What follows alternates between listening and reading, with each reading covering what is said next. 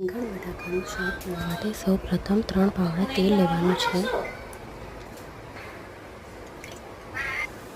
ત્યારબાદ તેમાં મીઠો લીમડો નાખવાનો છે. પછી 2 ચપટી જેટલી હિંગ નાખવાની છે. 2 લીલા મરચાં નાખવાના. પછી રીંગણ નાખી દેવાના છે જે આપણે કાપ્યા છે તે. ત્યારબાદ એમાં બટાકા નાખી દેવાના છે.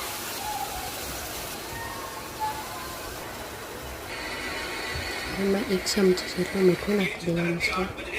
ત્યારબાદ થોડું જીરું નાખી દેવાનું છે, 1 ચમચી જેટલું. ત્યારબાદ ધાણા જીરું નાખવાનું 1 ચમચી. 1.5 ચમચી જેટલું મરચું નાખવાનું છે. ત્યારબાદ હળદર નાખી દેવાનું છે, અડધામાં અડધી ચમચી. ત્યારબાદ ટામેટું કાપીને નાખી દેવાનું છે, એક ટામેટું.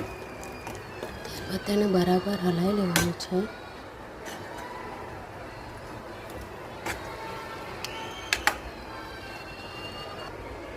પછી એમાં 5 કળી જેટલી લસણ નાખી દેવાની છે છોલીને. હવે કુકર બંધ કરી દેવાનું છે. હવે એમાં 1 ગ્લાસ જેટલું પાણી ઉમેરી દેવાનું છે. તમારે જેટલું નાખવું એટલું તમે નાખી શકો છો.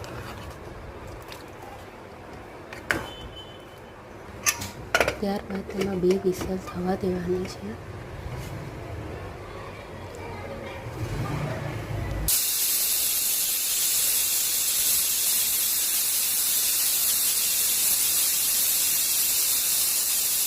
શાક ટેસ્ટમાં બહુ સારું લાગે છે.